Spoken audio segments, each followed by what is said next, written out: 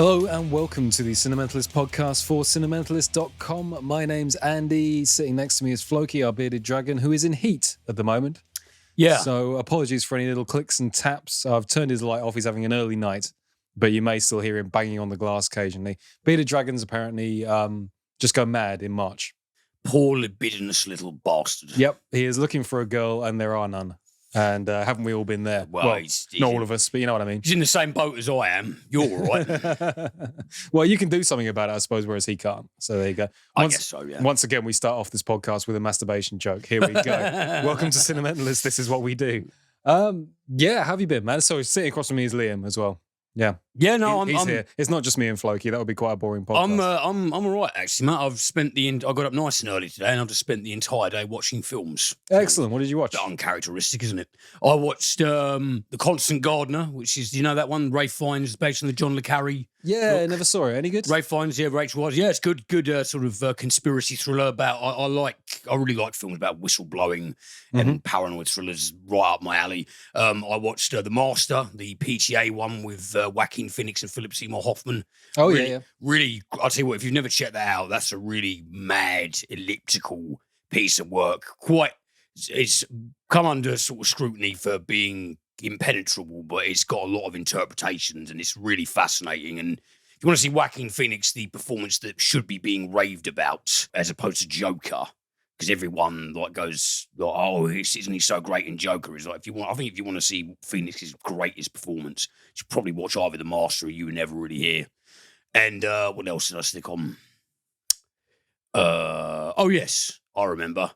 I watched, what's that one called? I think it's Blood Freak, the one where the guy eats the contaminated turkey and then he gets a turkey head and goes around with an axe. I'm pretty sure you're describing a fever dream. No, it's Blood Freak. Yeah, it's Blood Freak. I've never even heard of that, but now I must check it out. Oh, it's great. Wouldn't the podcast be so much quicker if we just did quick capture reviews like this? Absolutely. Yeah, this is really good. That's really good. That's really good. And don't bother watching this one. Anyway, thanks very much for listening, guys. If we ever, when it comes to the premium, if we ever do a reintroduction of the So Bad It's Good segment, I need to do a substantive rundown of that. We should bring that back, actually. Yeah. It's been a while. Because that one's definitely, well, I mean, there's loads of stuff out there that's definitely worth it. We just kind of segued into more expansive territory, but it can still come back. Absolutely.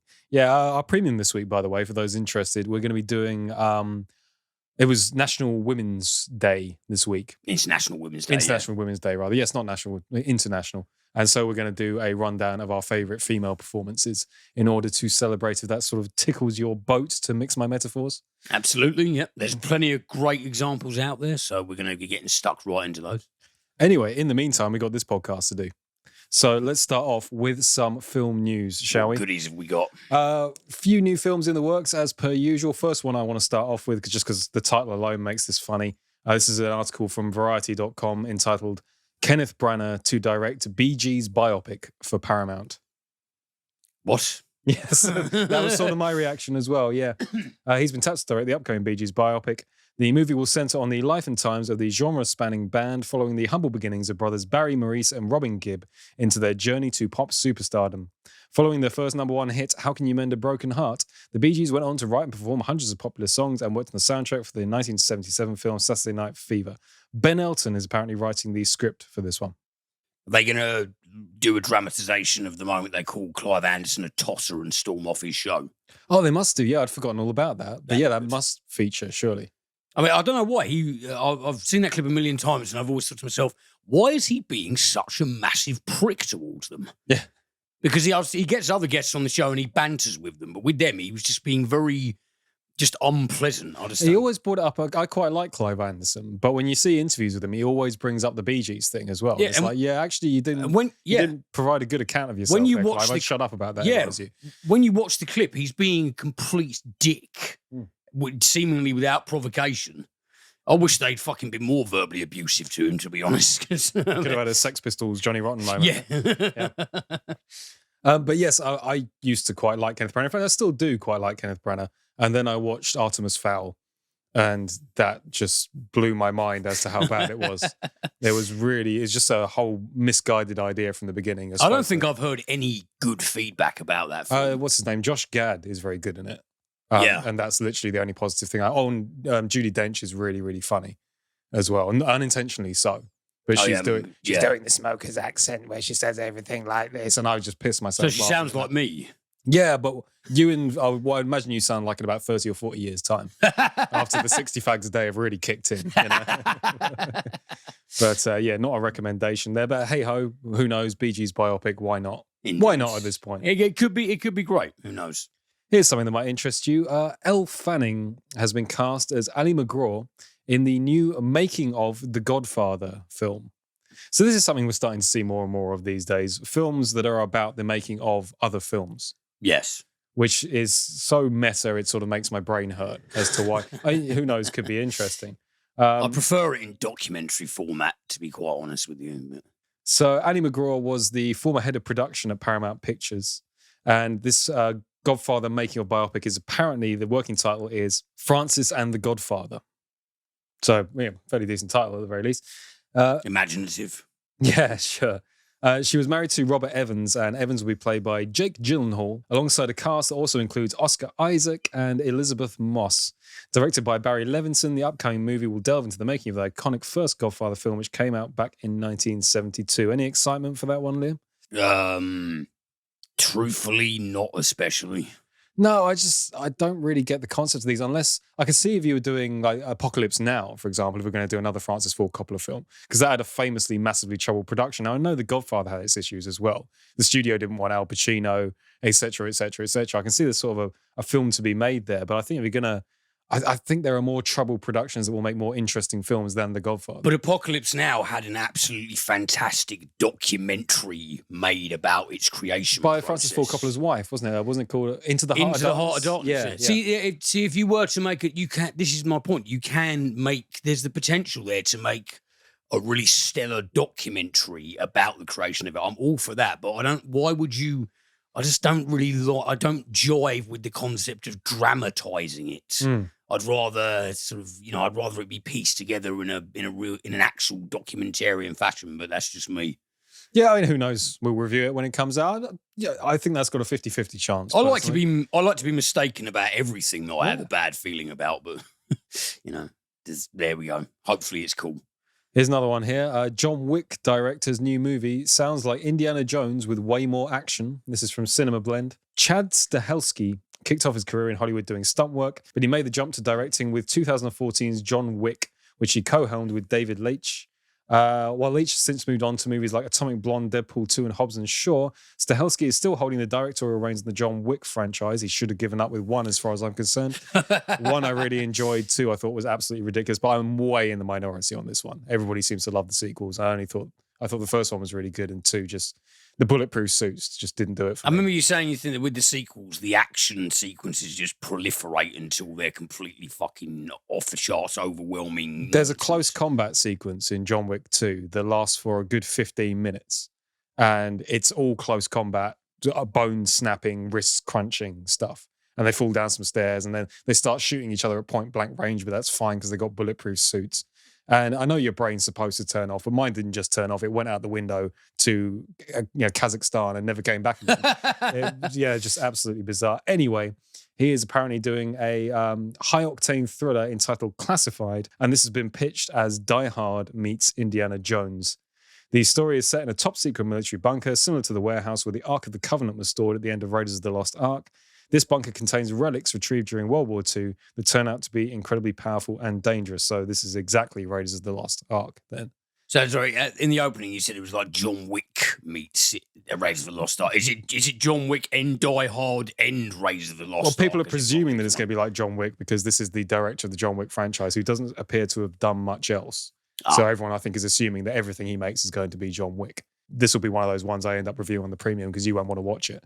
I guarantee it. I might. No, I probably won't. But, best wishes and all that shit. Yeah, I guess. Another very, very famous director doing a biopic, this time of his own life. This is Steven Spielberg. Okay. This is an article from NME.com. Yes, they are still going. I was surprised too. Steven Spielberg is making a film about his own life. The legendary Hollywood director is working on a project that will touch on his upbringing in Arizona. Michelle Williams is reportedly in negotiations to play a major role inspired by Spielberg's mother in the film. Deadline reports that the currently untitled movie at Amblin Partners will start shooting this summer, expected to release in 2022. The remaining roles for the film, which include children at multiple age levels as well as a young Spielberg, are still to be cast, the publication added. The movie will follow Spielberg's forthcoming adaptation of West Side Story, which is slated for release later this year. Post-production wrapped in 2020, and the film was set to release in December. However, coronavirus fucked everything up, to paraphrase the article. Any interest in a Spielberg biopic? I don't really know much about Spielberg's life, other than, to my mind, the most I know about Spielberg starts at Duel, and everything before that is a mystery to me. I gotta say, none of the news this week is really filling me with any kind of enthusiasm. Well, it's not my fault. Oh. No, I know, but I know it's not your fault. But a Spielberg biopic, I mean, I guess it could be cool. It depends what happened. This is supposed to be chronicling his early life. His early life better be bloody interesting, is all I say to that one. Because surely the most interesting thing about Steven Spielberg is the fact that he makes movies. Now, a biopic on Martin Scorsese's life, growing up in New York amongst real-life gangsters, and that was the inspiration for his later films. Like that, I can see the meat there, but I just don't know enough about Spielberg's early days to know whether that's actually got any meat on its bones. Because when you look at the first couple of efforts from Scorsese, for example, Who's That Knocking at My Door and Mean Streets, yes, that is informed by his upbringing in the Roman Catholic enclave. I can see a really good biopic being made there, of Italian-American New York, and simultaneously his rubbing shoulders, inadvertently or not, with people involved with organised crime. So yeah, he would have interacted with a lot of characters and had his own experiences that, as you say, I agree, proper meat on the bone. I also haven't read up that much about Spielberg's early life, so maybe there are some incredible events. This could be a chance to do a really revealing tell-all, or maybe he had some, I don't know, horrific events, or I'm just pure speculation. No one really knows. Hey, we shall see. Again, could be cool.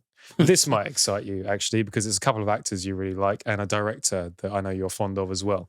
This is Emma Stone and Willem Dafoe to star in new movie from the director of The Favourite. What, Yorgos Lanthimos? Yes. Okay. Emma Stone and Willem Dafoe are both in talks to star in Yorgos Lanthimos' next movie, Poor Things, according to Deadline. Poor Things will be set in the Victorian era, telling the story of Belle Baxter Stone, a young woman who's brought back to life by an eccentric scientist. And knowing Lanthimos' movies, there'll be plenty of black humour and surreal elements too. Dafoe's role has yet to be confirmed. Now, I loved The Favourite.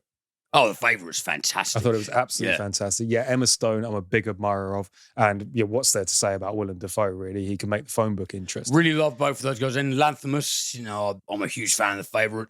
And I really enjoy stuff like Killing the Sacred Deer as well. Dogtooth was great. I still haven't seen The Lighthouse. You recommended that to me ages ago. That's Robert Eggers. No, but Willem Dafoe. Oh, Willem Dafoe, yes. Yeah. Oh, The Lighthouse is complete madness, but it's visual poetry, and the performances of him and Patterson are both off the charts. And it's really spooky and gets under your skin, whilst also being hilarious. Yes. They told me there's a lot of fart gags or something like that. Oh, there's like dick jokes. There's a lot of scatological humour, like semen influence stuff. And Willem Dafoe just does this absolutely fantastic performance that is legitimately scary, but it's also evocative of the sea captain in The Simpsons. There's a seaman lighthouse keeper joke in there somewhere, but I'm not quick enough to think of it. So someone write in. I'd love to hear your thoughts, man. It's pretty off the fucking charts. Well, apparently, this is in pre-production at the moment. We can next see Dafoe in Wes Anderson's next movie, The French Dispatch. I've read a little bit about The French Dispatch, but I don't really know that much about it. Yeah, I didn't really know anything about this either, but Wes Anderson and Dafoe teaming up again. He was in The Life Aquatic, wasn't he? Yeah, with old bloody... Bill, yeah. Oh, and also, I'm just reading a little bit further on the article here than I did earlier. He also recently re-teamed with the Lighthouse director, Robert Eggers, for his upcoming historical thriller, The Northman. Oh, yeah, I've read about this. This is this Vikings? Yeah, it's like a Viking revenge saga. Superb. Well, the thing with Eggers is that I really enjoyed The Lighthouse. I've thoroughly enjoyed The Lighthouse. I thought it was a really, really cracking film. I absolutely love The Witch. Love it to pieces. It's one of my favourite things. So, yeah, The Northman has got me excited. Yeah, and that's all the news for this week. At least we finished off with something that does sound really, yeah, no, really see, now that's good. That's good. I like that. More of that, please. Okie dokie, then. Well, we better get round to the review portion of the show. As usual, Liam has got 2 film reviews for us. What are you starting with? Well, okay, I thought we'd start with what I published on the blog, which, while you guys are listening, that would be last week's blog post on Tuesday the 9th. This is Crisis. This is a new film written and directed by Nicholas Jarecki. Nicholas Jarecki's sort of feature-length cinematic debut was Arbitrage, which is a movie that kind of got swept under the carpet with Richard Gere from 2012, but I really enjoyed it. I thought it was a really, really solid, well-written, interesting thriller. Great Gere performance. Gere showing his more morally dubious chops, which, as I've said before, is where I like him most when he grows into that territory. So I saw that it was by Nicholas Jarecki, written and directed by him, as Arbitrage was. And I thought, okay, cool, there's promise right off the bat. This is a hyperlink tale about the opioid crisis in the United States of America. Rather like in the year 2000, Steven Soderbergh came out with Traffic, starring Michael Douglas and Catherine Zeta-Jones and Don Cheadle and a bunch of people, which is about the use of drugs, the whole distribution network and use of drugs from the perspectives of users, from the perspectives of judges, politicians, traffickers, cops, etc. So, and this is essentially doing a similar spin on that.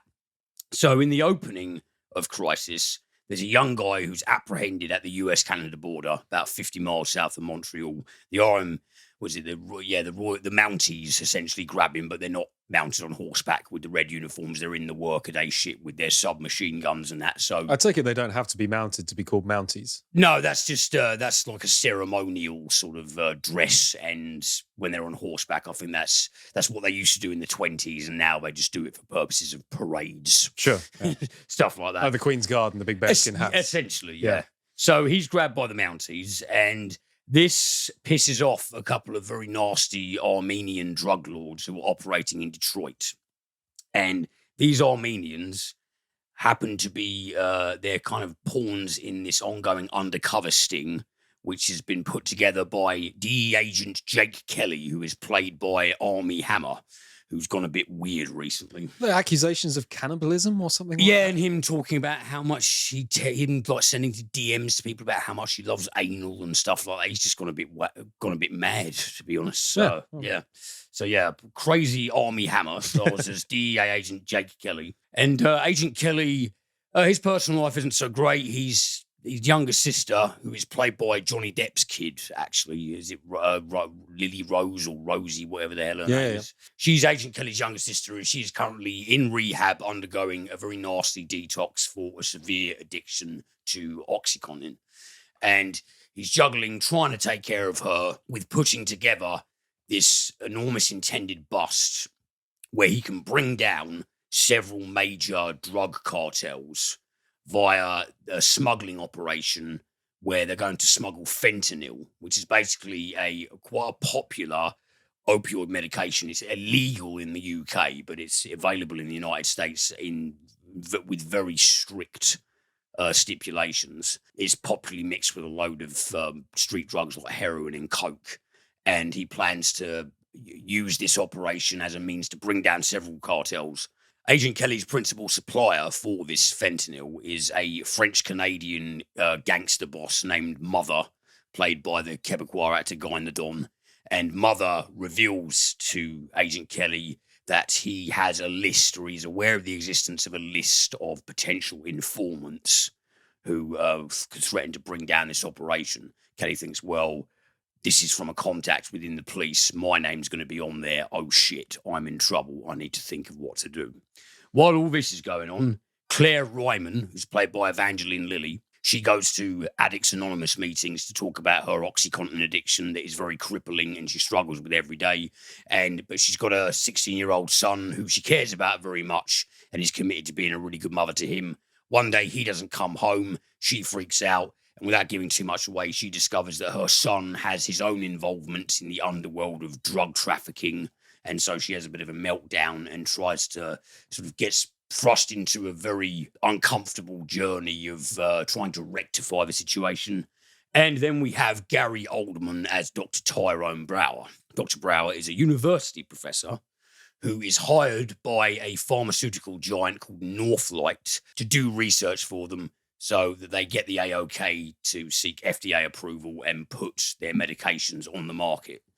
In his latest experiment, he discovers that the new painkiller that Northlight are intending to advertise as the first non-addictive analgesic, Dr. Brow discovers that it's actually 3 times more addictive than OxyContin. Whoops. Yeah, so he is obviously very, very uncomfortable with this, and he brings the news to his colleagues and brings it to Northlight. Northlight want to shut him up.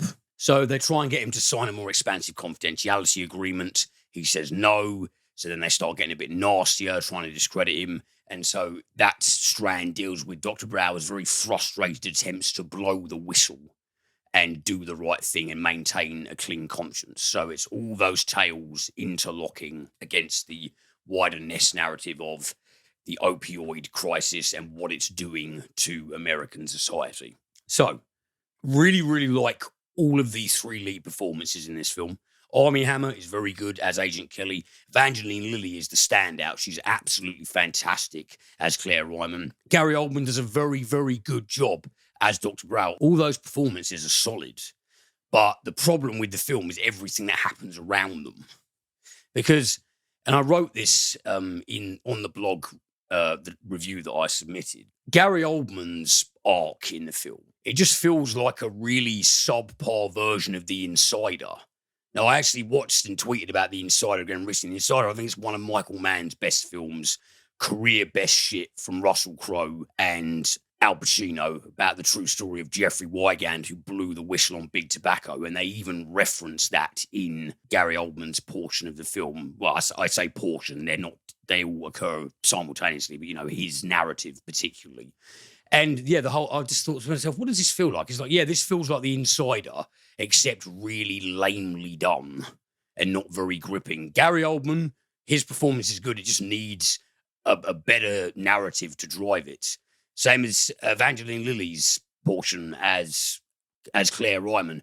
Impeccable performance. She puts in great work. She really showcases grief, heartache, rage excellently. But that goes from a story that could have, had potential to be about dealing with harm against your family, trying to not relapse into your addictions that ruled your life for so long, trying to do the right thing whilst keeping out the way of danger. That just gets muddled in a load of contrivances that then completely loses interest. Same with Armie Hammer's arc. So all the focal players, they deliver the goods themselves, but it's not enough to save everything else about the film, which is just full of really bad national stereotypes. The depiction of the Armenian gangsters and the Quebecois gangsters is as absurd as the kind of national stereotypes you find in something like Taken.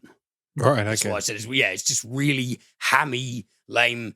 The Northlight CEOs that Oldman's character is up against are really blandly written. Luke Evans is one of them. They have terrible dialogue. It's, That's a shame, because Luke Evans is normally pretty reliable. He's suffering from script, he's not awful in this film, but he's just nowhere near memorable either. And the particular head honcho, again, referencing The Insider, Michael Gambon as Thomas Sandifer in The Insider. He only has one scene, and yet he is deliciously evil and intimidating in it and very sinister. Whereas, I suppose what you could call his analog in Crisis is the dialogue's terrible. There's one bit where they're discussing what to do with Brower, and she's like, we must discredit him. It's like just really on the nose, like, audience, this is what we're going to do now, instead of dialogue that has nuance and inference and hints. That's because that's... If in doubt, just put the exposition like straight up. Yeah. Because that's the way things generally happen in reality. I mean, you don't get mafioso who sit around and literally say to each other verbatim, I think we should murder him. Yeah. They say, well, when will you murder him? I am planning to murder him tomorrow. It's like, well, this is it's either non-verbal cues or it's something like, this is a thing we need to put a lid on. Let's think on our feet here. Not, we must do exactly this. Nobody fucking talks like that. So that was an eye-rolling moment. It was just disappointing, man. Traffic by Soderbergh. That's an example of a hyperlink film examining a crisis, an ongoing crisis, a crisis that's been going on for some time now.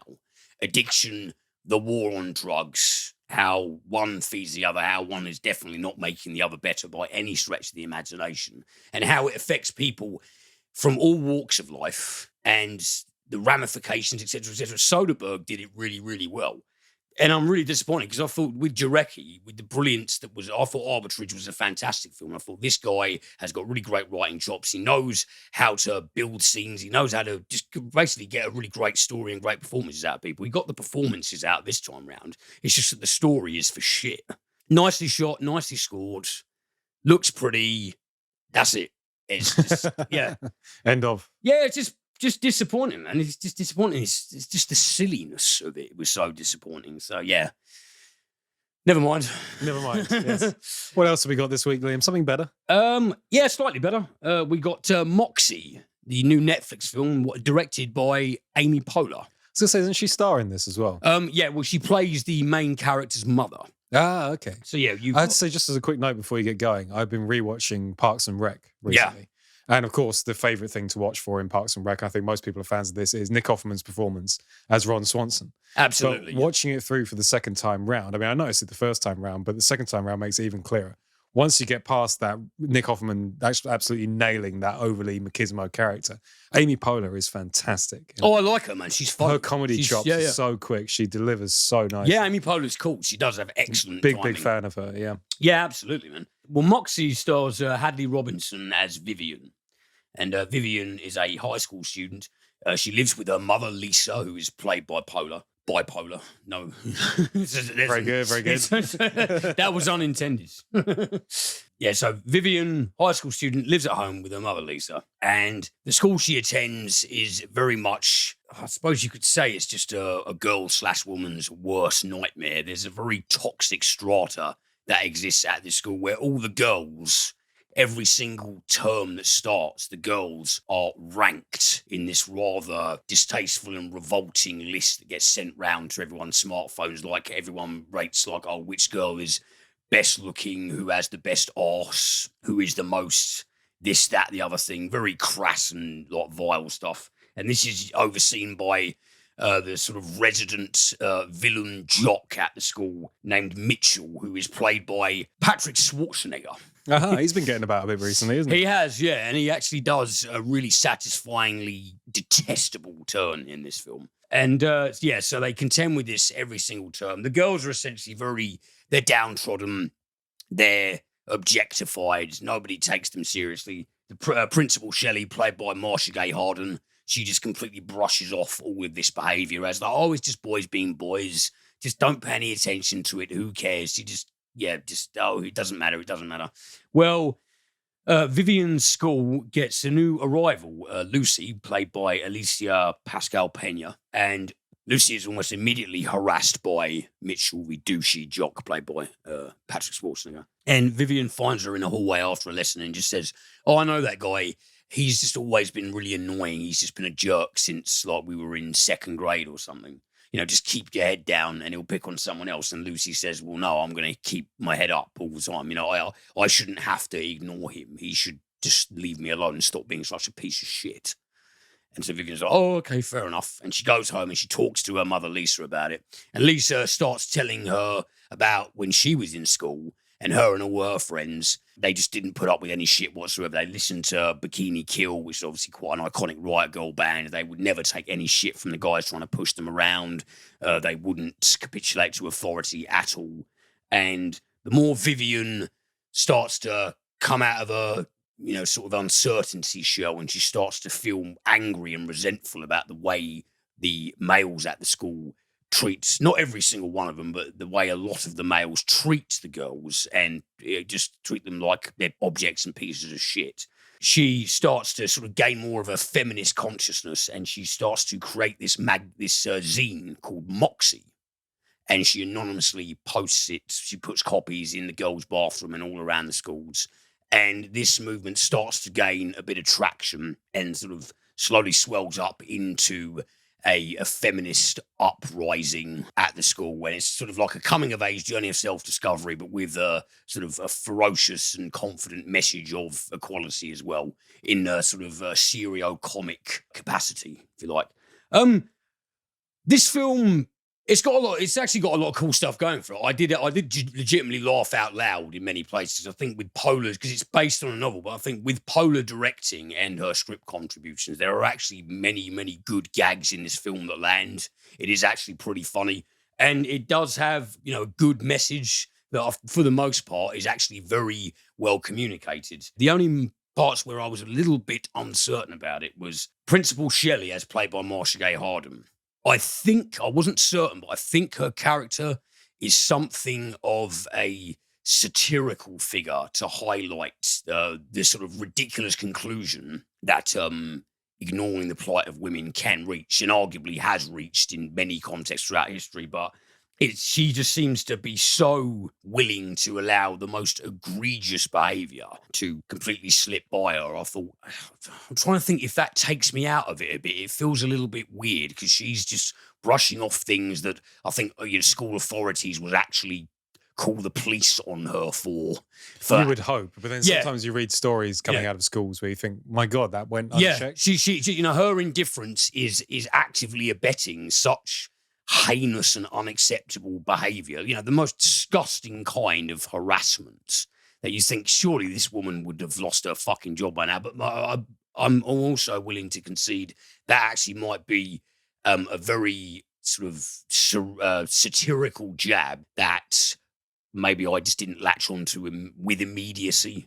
So it was kind of that kind of left me a little bit shaky. I wasn't totally sold on that. And there's also a subplot where Vivian starts a romance with Seth, who's a guy at the school who is essentially the only real decent male student at the school, who never makes inappropriate comments, who doesn't try, he doesn't try and play the nice guy. He's a genuinely nice, respectful guy, and he takes a healthy, genuine, romantic interest in Vivian, but with complete respect to her space.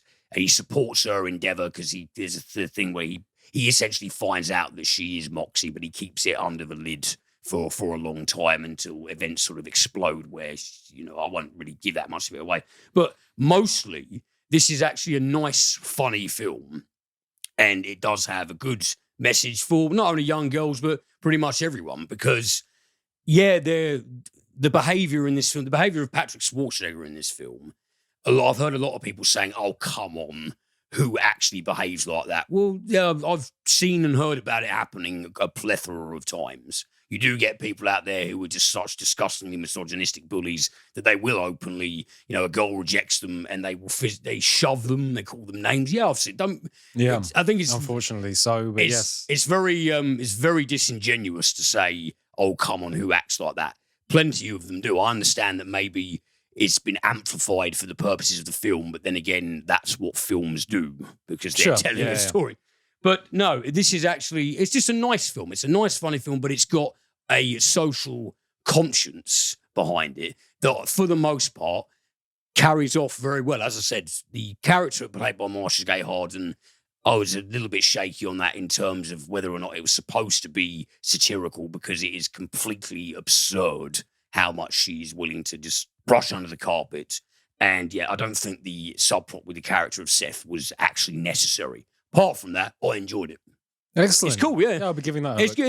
It's worth a watch, man. It's good. As I said, I'm a big fan of Amy Poehler. Yeah. And I think her comic timing is great. And I'd like to see her in the director's chair as well and see what she's done with it. Or, she's got some talent for it, man. You said written and directed, didn't you? No, because it's based on a novel, but Amy Poehler she adapted it. Yeah, she and I think a couple of others, she adapted it from novel to screen. And it's quite evident in there that this, such and such gag was easily a Poehler gag because it made me laugh. Yeah, so, sure. So I'll hold my hands up. I'll just be completely and utterly forthright. I wasn't actually expecting much from this film because I'm just a cynical prick. And I was very surprised. Excellent. So, give it a watch. Oh, nice positive recommendation. Yeah, very absolutely. Good. Yeah, absolutely. All right, then. Well, that brings me on to TV of the week. And this week, I have a regular TV series to talk about and a documentary as well. Not a docuseries, a documentary outright. Hooray. Yummy. First thing I want to talk about, this actually came out in 2018, or at least the very first series, but it's currently being replayed on the BBC and on iPlayer, and I missed it the first time round. So I've given it a watch to catch up for our British audience. It was originally released in the US, that's 2018 on AMC, and is now available on the BBC. And this is entitled The Terror. The one based on the Dan Simmons novel. Absolutely, yes. My dad's currently watching this. Dan Simmons is one of my favourite authors, primarily for the Hyperion Cantos.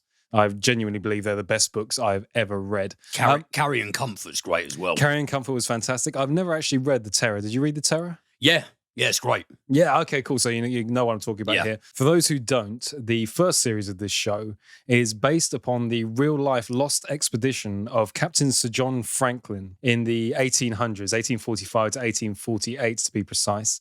He took two ships, the HMS Erebus and the HMS Terror, to the Arctic to search for the Northwest Passage. They figured there was a route through the ice that would allow them to establish better trade routes for the empire to China and basically the other side of the world at this period of time. So it was considered one of the last great unknowns of the planet to find this way through the ice.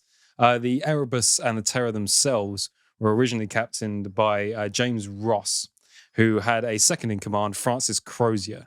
And James decided not to go on the second expedition, so Crozier became the captain of the Terror and John Franklin the captain of the Erebus. So all based on real-life events up to a point. Yeah. Because where Dan Simmons breaks from reality, or at least we hope he breaks from reality, because no one knows what happened to the original Franklin expedition, when they're out on the ice, not only do they become trapped, but something in the dark begins to hunt them.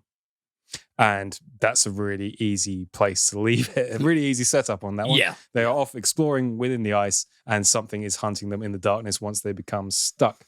This is starring Jared Harris as Captain Francis Crozier. Now, he is probably best known for playing George V, Queen Elizabeth's father on The Crown. Richard Harris's son, which is something I didn't realize until looking him up for the purposes of this podcast. Yeah. So he's playing Captain Crozier. We also have Kieran Hines playing Captain Sir John Franklin, and good old Tobias Menzies as well, playing Commander James Fitzjames, the second in command to Franklin and I suppose Crozier in the long run of things. Also a Crown alumni, having recently played Prince Philip on the show. So interesting that they turned up, and this was shot slightly before Tobias Menzies joined the cast of The Crown. First thing I want to say about this, I already knew a lot about the Franklin expedition because I've read Michael Palin's fantastic book, Erebus. If you, I think I meant to lend that to you at some point. Have you read that yet? I haven't read that yet, no. No, so one of the interesting things about the Franklin expedition is we actually know a hell of a lot about the Erebus and the Terror, respectively, based on the fact that they kept exceptionally good logs. And right up until 2 weeks before they disappeared, these logs continued. So Michael Palin's book essentially takes these logs, and through Palin's brilliant writings, he manages to make these worlds come alive. He's really good at injecting life and story and character into it. Yeah. The first thing that struck me, having read Erebus before seeing this show, is just how accurate they managed to get just about every aspect of life at sea under these conditions. Palin's book is based on real-life accounts. Those real-life accounts are what the show is based on for the most part. I imagine it's Dan Simmons doing the research for this. And the accuracy is actually quite astounding. From everything for concerns about scurvy, to the way the ships ran, to relationships between the crewmates that we know to be true from these logs. I mean, it's really surprisingly, massively accurate. The standout thing here more than anything else is the suffocating nature of the horror of the piece. It's difficult to do horror in this way because when I say horror, I think some people immediately turn off because they don't like to be scared. This is way more tense than scary. There's a couple of jumpy moments, but nothing too out there. I think young teenagers would be able to watch this while still being able to sleep at night. However, it keeps up that ice cold, blood curdling thing that's actually, I find, really fun and enjoyable. Horror, I often think, overdoes it a little bit and is trying desperately to terrify you. Whereas this isn't. This is really trying to pull you into the world and grasp at that sort of cold, icy feeling going down the back of your neck in an enjoyable way, rather than an out-and-out, I want to make you jump as much as possible. So there's a really nice pacing to it. It's got a lot of interaction between the crew. A lot of this is based on crew members, their disputes between each other, different viewpoints as to how the expedition is supposed to go. Again, referencing back to the real-life accounts, Crozier was the far more experienced sailor. And Franklin was a very well-respected explorer, but he was also known for being a bit naive, a bit too hopeful, a bit too optimistic. Everything was for the Empire and for the crown, and we'll be fine, boys. And Crozier always had misgivings. And this is a true account, and is also depicted beautifully in the show. Jared Harris as Captain Crozier, I think, is absolutely wonderful. This is his best performance to date. I've loved him in everything I've seen him in. He portrays this troubled sea captain who's being led into the heart of darkness by someone that he knows is being too hopeful and optimistic. He's got a drinking problem. He's also got much more respect of the crew because they see him as a proper sailor, whereas Franklin's more of a celebritant. And again, this is all playing off of reality, which I absolutely love. The supernatural element is actually not forced at all. I find it really... believable would be the wrong word because obviously, I believe that what actually happened to these people is they got stuck in the ice and they perished to the cold and the extremes of the condition. But it never overstretches the supernatural bit to the point where believability goes out of the window. And so what it essentially is a really well done character drama based in history with great historical references, teaching people a real aspect of history whilst throwing in a supernatural element for shits and giggles and fun. And the combination of the two works beautifully. It's a really fantastic show. I haven't got to season 2 yet. Season 2 is actually based in a different time period entirely. So each one of these seasons is sort of working as ghost stories in their own right. They're tales to tell in the dark. But Terror, as an initial account, an initial run of this show, I think is absolutely superb. If you're in the UK, it's all up on iPlayer at the moment. If not, I'm sure it's being rerun on AMC and there's other ways to get hold of it. But highly, highly recommended. I thought this was a really accomplished piece of work and it ends beautifully as well. It really ties its bow up nicely at the end. It goes a little bit, well, it goes extremely dark, actually, to be fair. But never to the point where it becomes so suffocating that the show starts to drag. It always keeps its pace up. And right at the end, it ties itself into a beautiful bow. And there's a shot at the end that just lingers for about 2 minutes. And it's almost metaphysically done. There's something hallucinogenic about it that I found really, really interesting. It's visually superb. It's acted beautifully. And it's a superb adaptation of both a book and a real life story. For those of you listening who've already seen Terror, please read Erebus, Michael Palin's book. I'm not being paid by him, I promise. And the way round I did it, reading Erebus and then watching Terror, I found actually really heightened my experience of it as well. So if you are planning to watch Terror, you can absolutely watch it by itself and it will give you a fantastic experience. But I would actually highly recommend reading the book beforehand because the whole way through, you can sort of tick little boxes off going, yeah, they actually got that. Yeah, they paid attention to realism, threw in supernatural elements, and the show still works. And how rare is that? Well, everything you said about the experience as pertaining to the horror genre watching this show, I've still yet to watch this show, but I felt all of that whilst reading the Simmons source novel. Yeah, I can't believe I haven't read it because I love Dan Simmons. It's a really, the novel of The Terror is really, really great. And when I found out that they were making a series of it, I thought, God damn, I've got to get around to that. Haven't done it yet, as is customary for me. But I like the fact that you watched it because, yeah, my old man is currently viewing it right now, so I need to get around to it. Yeah, I mean, it's definitely not one you want to come into halfway through. Watch it from the start. But it's just got a level of realism to it that I really, really appreciate. It's fun. It's a good thrill ride at points as well. And it's bleak where it needs to be. It's very delicately balanced, and I really appreciate that about it. Excellent. Second thing I wanted to talk about this week is a documentary up on Netflix at the moment, and this is called Bob Lazar, Area 51 and Flying Saucers. Are you aware of the tale of Bob Lazar? Not ringing any bells. So this is a guy that first started doing interviews in the late 1980s, claiming to have been an engineer at Area 51. And he claimed that he worked on the propulsion system of a UFO.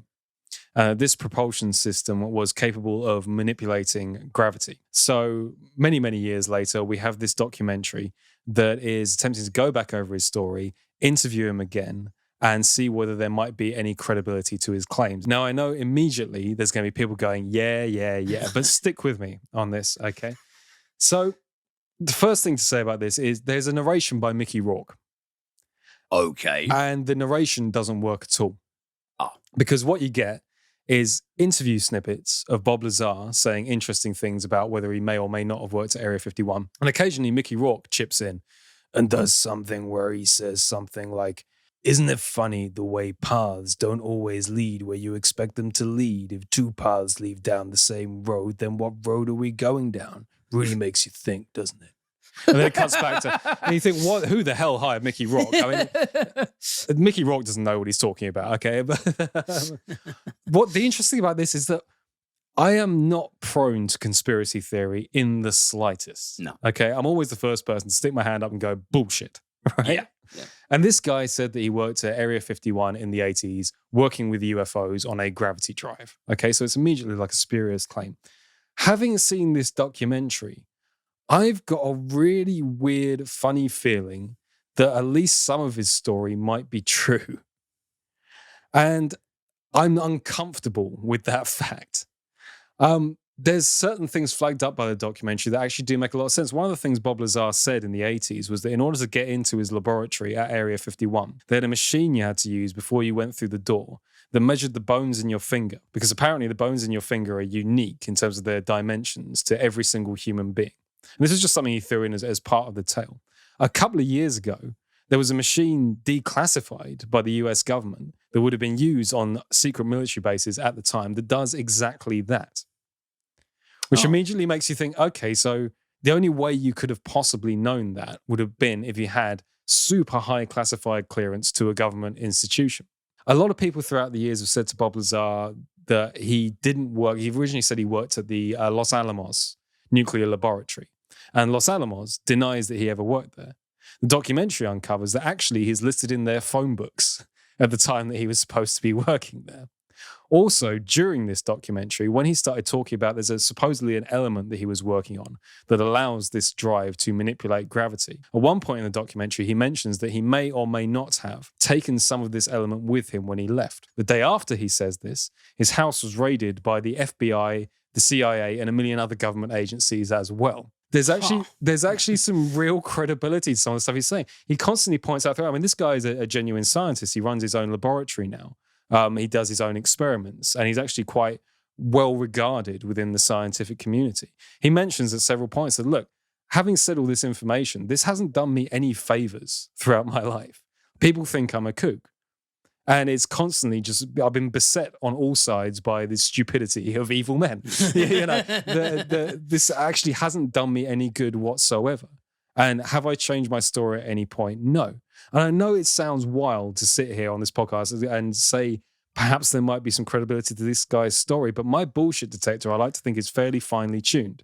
And having watched this, I came out the other end going, a lot of that makes a lot more sense than it should do, and that troubles me.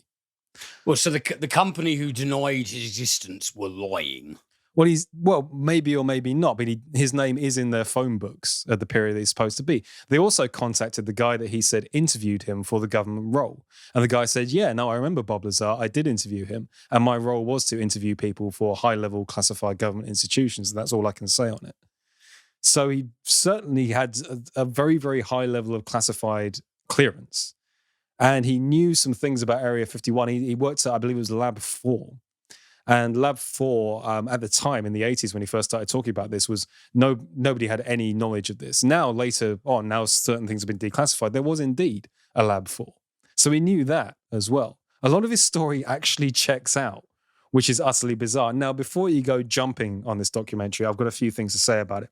First of all, it is edited in a way that completely and utterly trips over itself at every single corner. This is a documentary that has decided, because they're talking about the metaphysical, because they're talking about something out there, that they're going to do quick cut transitions constantly. So while Bob Lazar's talking, or Mickey Rourke's doing his growly voiceover about how sometimes the beginning is the end of the answer and all that kind of bullshit. Shut up, Mickey Rourke. You don't know shit.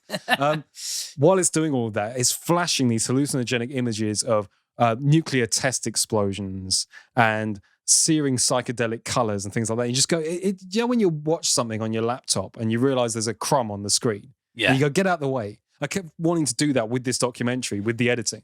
Going, just get out the fucking way.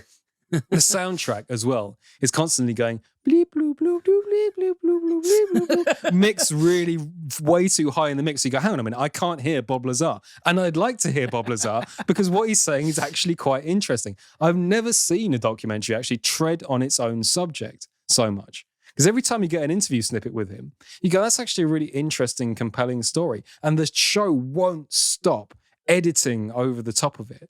It's like the show's kind of ADD with its editing. You can tell they're really proud of the fact, oh, look at this transition cut, look at this flash cut over here. Oh, we're going to mix in some 60s NASA footage over here. And it's like, get out of the way. Let me listen to the man speak because I'm interested. Do you reckon potentially the CIA and the NSA got to the creators and said, you need to make it look like shit? Yeah, maybe. No one's allowed to believe this. There's even a couple of sections where the creator of the documentary is in his apartment and he's ringing up people on his phone. He's just got a camera running while he's interviewing people over the phone. You go, okay, fair enough. That's used in a lot of documentaries, right?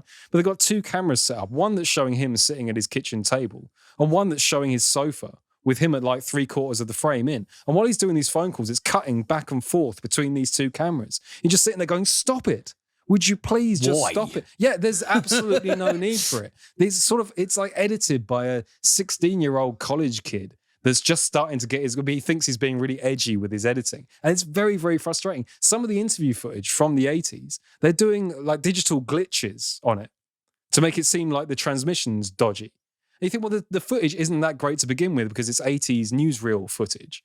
Adding your own digital glitching on top is just really horribly distracting. This documentary steps on its own subject constantly. That being said, there is enough, and if you can get past the hallucinogenic, trippy editing that is really, really unnecessary, there's some fragments within here that actually make you really think and go, well, I don't want to believe this because it makes me one of those guys that wears a tinfoil hat and says, don't go out on Sundays because the Mormons will get you. But having seen it, there just seemed to be a lot more credibility to this guy's story than there initially appeared. Now some time has passed. It does seem like he may have got a hell of a lot of things right that wouldn't have been possible to get right without extremely high-level classified clearance. And that actually does lend a hell of a lot of credibility to this guy's story.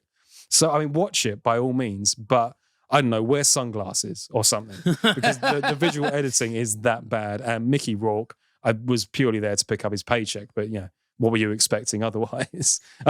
I think Mickey Rourke's the alien, really. Yeah, well, yeah, he certainly seems like one. When it comes to whistleblowing stories, bit more out there than Dr. Jeffrey Wigand, as aforementioned. I put this on to laugh at it. Okay, and yeah. I did laugh at it because I laughed at how bad the editing was. Actually, the story underneath it, once you scrape that smear of Vaseline off the top of it, the story underneath it is actually way more compelling than I expected it to be. It just needs a better document. It's kind of blown my mind a little bit, going, but that makes more sense than it should. I know this is very sort of shallow a dimension to look at it through, but when you survey him articulating himself and his whole demeanor, is there anything about him, in your personal opinion, that screams mentalist? I mean, I know there's the content coming out of his mouth, but does he look like a wacko? Does he? No, that's one of the things. He actually comes across as very rational, reasonable, and scientific. Exactly like you'd expect somebody to be working on very high-level secret projects. He doesn't. The only slightly kooky thing about him, and this is, I think, common to a lot of scientists. He's a bit eccentric in that he builds jet bikes for fun. He builds like jet dragsters, and he's got one of his pet projects. He's like push bikes with a little model jet turbine on the back. So some shots of him riding around his neighborhood with this little jet on the back of his bike. But so he's like a science bro. Yeah, it's a little bit Rick from Rick and Morty. You know what I mean? Yeah. No, actually, he comes across as very, very rational and deadpan and tired. He comes across as really, really tired. It's like, look, I've told this story a million times over. I've never changed it. I promise you I'm telling the truth. You don't believe me. That's fine. Most people don't believe me. But what else am I supposed to do? I didn't call you guys to make this documentary. You turned up to see if I was saying the same thing. And I am, because it's what happened to me. And you sit there and think, you know what? I'm finding it really quite hard to discredit this guy. He's not your average kook. And that's very, very compelling. I just wish the documentary didn't step on its own subject. Absolutely, because it's definitely sincerely not intended as any sort of like maliciously cynical dig at the guy, because I've yet to see this. I've only become aware of his Give existence. it. I'd like anybody listening and yourself as well. Give it a watch. Come out the other end and see what you think, because I was surprised. It's just that the tale. reason I asked is because the first image that started flashing up in my head was the guy with the hair from Ancient Aliens. Yeah. Like Well, I'm the first one to call fucking wacko like him. I'm the first one to call bullshit on this kind of stuff. I've done it on this show a load of times, just making fun of these people mercilessly, because most of the time there's so much to make fun of. This guy actually seems like he might have something, and that sort of disturbs me. I want to be able to poke holes in his story, and yet actually the more time passes, the more his story checks out, and that's really disconcerting. Well, it has my attention. Yeah, give it a watch. Just don't expect much from the editing. You know what I mean? It's not a great documentary, but the subject is definitely interesting enough for a recommendation. I'll call you up and go, I'm fucking blind. I just feel like I've been labelled now as the tinfoil hat guy, and that's the last person. I think you made plenty of rational caveats in there, but if something doesn't add up, or from what you're saying kind of does add up, then, you know, unless somebody proves that. You know what's better though, when Mickey Rourke says something over the top of it. Yeah. Well, I love Mickey, but he is certifiably mad. So, okie dokie, then let's finish out this week with some facts. You know, I feel like we should really get back on a rational track here. Okay, let's do some Polar Explorer trivia. Cool. Based off of my review of the Terror. These first ones here are coming from Factinate. First fact I've got here. As a part of the Terra Nova expedition, led by Robert Falcon Scott, what an amazing name for a polar explorer. That's a badass Robert name. Falcon Scott, yes. George Murray Levick observed the mating rituals of penguins.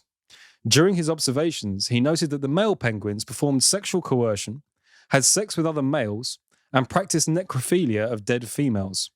Finding these notes to be too indecent for their time, Levick recorded everything in Greek so that only an educated gentleman would be able to read them. It wasn't until 2012 that these notes were finally published. So they were like kind of boy Ted Bundys. Well, birds are pretty horrible creatures, actually. They're really quite nasty. Like your rape is common. Yeah, I think it's the common. mallard that reproduces almost exclusively through gang. Yes. Yeah. Yeah, they're actually quite nasty creatures, but he was really worried that his notes at the time would cause scandal, so he wrote them in ancient Greek. Wow. Roald Amundsen, in full, Roald Engelbrekt Gravning Amundsen, born July 16th, 1872 near Oslo, Norway, was a Norwegian explorer who was the first to reach the South Pole, the first to make a ship voyage through the Northwest Passage, and one of the first to cross the Arctic by air. He was one of the greatest figures in the field of polar exploration. While Amundsen would be the first to the South Pole, it wasn't his initial plan. He was actually on his way to the North Pole when he got wind that the Americans Frederick Cook and Robert E. Peary had already reached it. After realizing he wouldn't be the first to the North Pole, he switched course and tried to save face by being the first to the South Pole. The Terra Nova expedition was essentially a race between Robert Falcon Scott and Roald Amundsen to get to the South Pole. Though Scott and his company actually did manage to reach the pole, when they arrived, they found that Amundsen had arrived 34 days earlier. So that just makes him sound like a dick, doesn't it? Yeah. Well, if I can't be first to the north, I'll beat these guys to the south then. Fuck you. Richard Webber is an Arctic explorer who has traversed the North Pole 6 times, which is more than anyone else in history. This includes doing it once with only one other person, marking the first time a team as small as 2 people reached either pole. Alongside Ward Hunt, the 2-man team also became the first and only to do a round-trip North Pole expedition without any outside support. Wow. That's pretty fucking badass, isn't it? Any outside support? Yeah. Jesus fucking Christ. The Action Man or something. Yeah. Another nice bit of one-upmanship here. Though United States submariners were the first to reach the bottom of the Arctic Ocean in 1958, that didn't stop a Russian submarine from planting the Russian flag there in 2007. We may be late, but we bought a flag. During his endurance expedition, Ernest Shackleton and his crew had to find time to celebrate the little things throughout all the hardship. During one particular celebration, a leap year celebration at that, they were attacked by a sea leopard, or at least that's what they called it. Maybe they meant leopard seal. No problem, Frank Wilde took care of it with his rifle, and they quickly found out that the sea leopard had just eaten a bunch of fish. This fish was not yet digested, which meant that the crew had stumbled into a full-course meal to indulge in for their celebration. Damn, serendipitous. A banquet on the Arctic. Sir Edmund Hillary is known as the first Western man to summit Mount Everest with the help of the Nepalese Sherpa Tenzing Norgay. While this made Hillary famous, even more impressive is that he was the first person to ever summit Mount Everest and also reach both the North and South Poles. Hillary was a part of the first Antarctic expedition to reach the South Pole since Amundsen and Scott did so 50 years prior, and was the first to do so by using motor vehicles. Then, in 1985, his trip to the North Pole was done by flying a ski plane alongside none other than iconic astronaut Neil Armstrong. Oh, wow. Nice little bit of trivia there. No, I wasn't Yeah. aware of that either. In fact, reading it now, it seems like bullshit. I'm going to have to fact check it. But, it was amongst all these other facts, and I'm going to say it's true. Well, And skepticism has just been put into fucking... Bob Lazar has blown my mind, overdrive. man. Yeah, I don't know which way is up anymore. You're going to see me next week, and I'm going to be hanging from the ceiling. You know what they say about keeping an open mind, right? Yeah. Too much of one and your brain falls out. Being an explorer means making the most out of what a situation gives you. Sometimes this means in order to survive, you've got to use your own crap. Stuck under an avalanche in Greenland during the 1950s, famed explorer Peter Fruchen was able to pry himself loose and survive by crafting a dagger out of his own poo. What the fuck? Yeah. The poo dagger. I mean, who would have thought, right? Jesus. How the fuck? That's just brings up so many questions. Yeah. What the fuck? How do you... I assume it freezes solid. Yeah. You sharpen your own shit. And my final one here. In 1852, Edward Belcher was sent to look for Sir John Franklin's lost expedition with 5 ships. 4 of these 5 ships would succumb to pack ice and be abandoned. Eventually, an American whaler found one of the ships, the HMS Resolute, and returned it intact to the United Kingdom. As a gift, Queen Victoria later crafted a desk out of the ship's timber and presented it to President Rutherford B. Hayes. That desk sits in the Oval Office today and has been used by every president since Jimmy Carter, except for George H.W. Bush, who kept the Resolute desk in the White House but used a different one in the Oval Office. So that famous White House desk was actually a piece of one of the ships sent to look for Sir John Franklin. Damn. Yeah, That's amazing, First huh? time I'm hearing about that as well. And Trump sat at it as well, you know. I seem to remember something about him swapping the desk over, actually, but I'm sure he sat at it for a bit anyway. I want to sit at the desk that I buy. I have to sit at my own desk. I really hope, there was that whole thing about he mounted a button on the desk, his desk, so that it would bring you a Diet Coke every time he pressed the button. I really hope that wasn't the Resolute desk. You know, surely, an IKEA table would How do for that. crass would that be? Well, he's also... Crass was his middle name. He's wasn't also issued a statement recently saying that... I just hope everyone remembers that when you start getting your COVID-19 jab, that if it wasn't for me, you'd have to be waiting another 5 years to get that jab. It's like, okay, I don't know how you arrived at that conclusion. Shut the fuck up, Orange Man, and go away. On that note, then, that's maybe the end of our free podcast this week. We're off to go and record the premium now. As we said at the start, we are going to be looking at women in film, essentially. Our favourite female performances. We never quite decided whether actress or female actor is the correct term for this. I've got a little bit on that at the start, actually. But female performers in film. Anyway, we're going to highlight some of our favourites. Yeah, I've got plenty of them, actually, that I think are absolutely outstanding. Superb. Well, if you'd like to join us for that, please check out the CINEMENTALIST.com website. You get a link to our Patreon page there, or you can just search Cinementalist in Google, and there's the first link will take you there. You can also follow us on Twitter at CinementalCast, and you can follow Liam at... I'm Liam at the movies at Wacko Jacko's Flicks. And again, on the Cinementalist.com website, there's a Wacko Jacko blog button, which will take you to Liam's written musings. Please do check them out. Anything to add, mate? No, thank you very much, as always, guys, for listening. Greatly appreciate your audienceship. And just check out the great stuff. And if you just don't check out the shite. Aliens, man, they're real. Because you'll just be wasting your time. We waste our time for you. Absolutely, yeah. That's the whole purpose of the show. Anyway, hope to see you guys next week for another free episode, and hope to see you in the premium as well. See you next week.